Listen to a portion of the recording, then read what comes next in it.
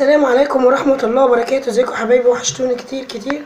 النهارده زي ما انتم شايفين كده معانا لحمة كده بنسلقها، حاطين لها بصلاية، فلفل اسمر، ورق لوري، وسايبينها سايبينها تغلي طبعا لغاية لما تستوي.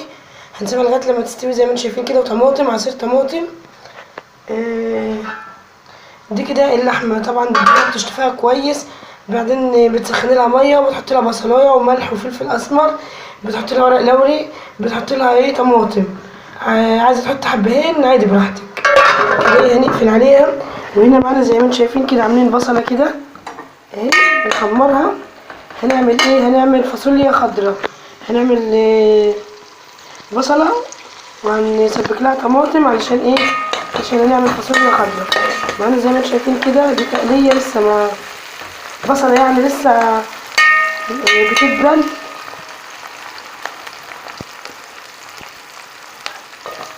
هنعمل طبعا الفاصوليا. بتجيب الفاصوليا طبعا بتشطفيها، وبعدين بتبتدي انك انت بتخرطيها وتعملي لها بصله زي كده، تنزلي عليها بعصير طماطم، وبعدين تحطي لها ملح وفلفل اسمر، شوربه، وتسيبها طبعا بعد الطماطم ما بتتسبك بتنزلي بالفاصوليا، وبعدين بقى بتحيريها وتحطي لها الشوربه بتاعتها، وتسيبها طبعا تستوي. احنا هنا اهو زي ما انتم شايفين كده لسه طبعا بنحمر في البصله. ممكن تسيبها كده لو انت حابه اني ما تحمرهاش. انا بحمرها شويه يعني عن كده.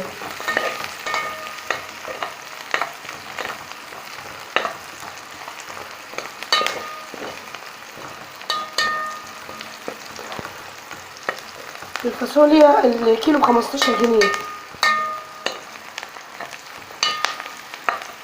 واللحمه طبعا زي ما انتم عارفين ب230. في ناس بتبيعها ب220، يعني مش كل واحد بسعره. وهنعمل رز واحده وواحده. احنا عصرين الطماطم دلوقتي، هنحمر بس البصلايه شويه كده، وبعدين ننزل طبعا بعصير الطماطم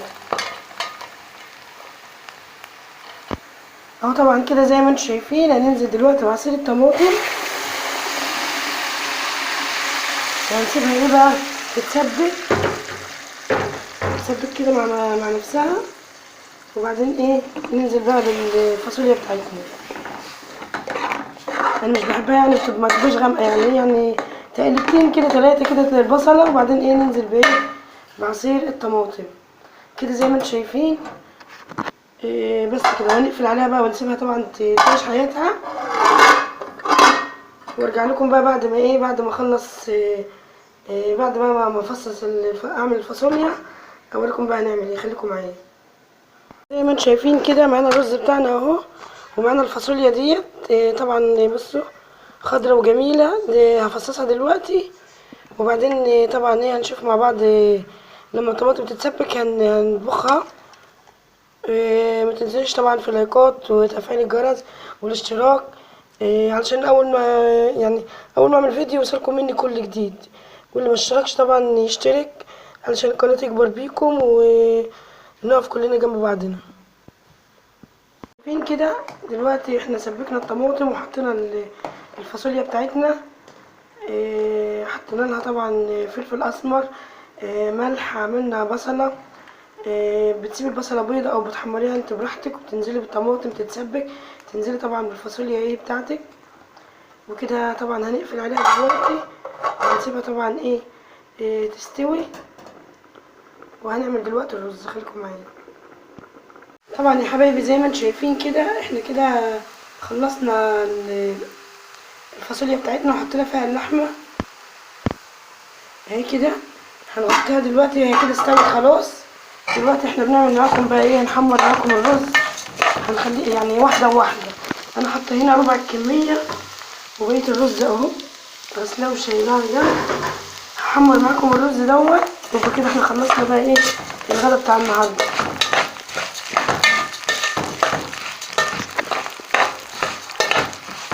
حمره كده، ممكن تعمليه بشعريه، ممكن تعمليه ابيض زي ما تحبوا. اللي بتحبوه بقى انتوا بقى انت ورأيك. انا بحب الرز بيبقى محمر واحده واحده. في ناس تعمله بشعريه، ناس تعمله ساده، زي ما تحب، بحريه شخصيه. اهو يا حبايبي انتوا شايفين كده فرق اللون، اهو كده بدأ ان هو بيتحمر داخل في التحمير زي ما انتوا شايفين كده. لازم ايدينا تبقى باستمرار كده موجوده كده في الحله علشان ما يتحرقش. تفضلي تشوحي كده يمين وشمال، تشوح ونلوح كده فيه لغايه لما يتحمر.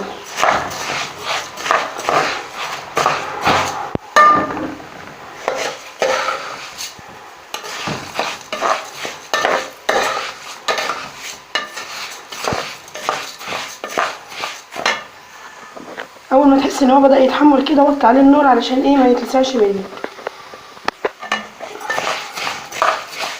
والله يا حبايبي في حاجه كده، في حاجه عايزه احكي لكم كده عليها، واللي زيي يكتب لي كده في التعليقات.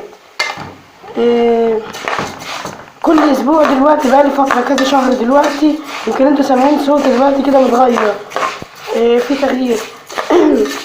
بقالي دلوقتي فتره جامده كذا شهر، كل خميس يعني كل ما يبقى فيه اجازه قاعده من الشغل، كل خميس لازم اصبح يوم الجمعه ده تعبانه، لازم اعيا. مش عارفه ايه الحكايه دي، بقالي فتره جامده، لا علاج نافع ولا دكاتره ولا اي حاجه خالص، برد مستمر. زوري طبعا تعبني، يعني الخميس اللي فات ده كنت بموت. كان عندي التهاب شديد جدا في زوري، وكان عندي كحه وعندي انفلونزا، سايبان في الجسم، العظم كله مدغدغ. بس الحكايه ديت يعني بقالي فتره وانا عليها، يعني مش عارفه ايه الحكايه دي، او المهم ان انا كنت تعبانه وخلاص. دايما يعني كده كل ما يبقى صبح يعني يوم الخميس دوت لازم اصبح الجمعه ان انا كنت تعبانه، اجي من الشغل اكون زي اليد في الشغل، اجي هنا بقى اتعب يوم الخميس ده، اتعب اصحى الجمعه ده مسلمه النمر. مش عارفه ايه الحكايه دي، اجيب علاج اكشف ده برضه مفيش يعني. طب انفلونزا او برد ما بيروحش ابدا، صداع مستمر، دوخه، سايبين في الاعصاب، العظم كله الم في العظم كله، جسمي كله بقى متزفزف، ابقى بردانه. مش عارفه يعني الشتا دي بصراحه الايام يعني اول سنه كده يحصل لي كل اللي بيحصل لي ده.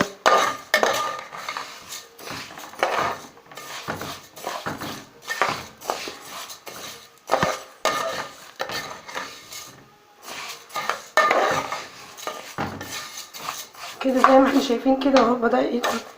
انا موطيه النار خالص يا جماعه، انا لو عليتها يعني يتحمر بسرعه، بس انا بحب ان انا احمره المرحله الاخيره دي على يعني بطيء زي ما احنا شايفين كده.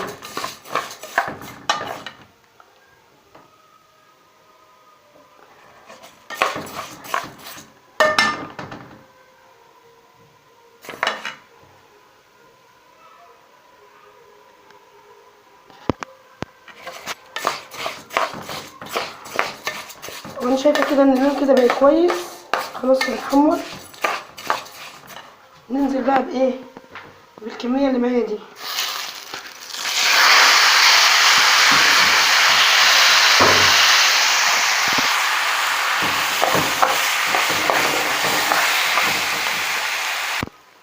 انا هنا يا جماعه طبعا انا بقلب كده فيه، نزلت بمعلقه ملح وحاجه بسيطه كده من الفلفل الاسمر، هنقلبه طبعا. لازم تقلبيه لغايه لما يعني تحس ان هو كله كده يتفلفل، علشان طبعا لما تيجي تسقيه الميه يبقى يطلع معاكي مفلفل، ما يطلعش معجن. هنا كده يا حبايبي انا ظبطت الملح بتاعه والفلفل الاسمر، ما تزوديش الميه بتاعته. انا بص انا مش عاملاه لا بمرقه ولا عاملاه بشوربه، ليه؟ علشان بحس ان هو بيبقى مش بيبقى حلو، يعني بيطلع معجن او بيطلع او مني انا مش عارفه يعني. بصراحه انا جربت، انا عامله الطريقه دي بتظبط معايا. ممكن تشوفي معيار الميه بتاعك بمعلقه زي كده، توقفي المعلقه ان وقفت كده كده يبقى يبقى كده يعني الميه مظبوطه، توقفي كده الميه تبقى كده مظبوطه. المهم انا كده ظبطه الميه وظبطت الفلفل الاسمر والملح. هنقفل بقى يغلي غلوه، وبعد كده بقى نبتدي نهدي عليه النار خالص ونوطي عليه النار. خليكم معايا. اهو كده يا حبايبي زي ما حضراتكم كده شايفين خلصنا الرز، طلع مفلفل وجميل اهو. وهنا معانا طبعا الفاصوليا باللحمه، وده كان طبعا كان غدانا النهارده. اتمنى طبعا انكم تجربوا الطريقه بتاعتي والوصفه بتاعتي، وصفه سهله. ما تنسوش في اللايكات وتفعيل الجرس والاشتراك عند كلمه الكل علشان يوصلكم مني كل جديد. والسلام عليكم ورحمه الله وبركاته.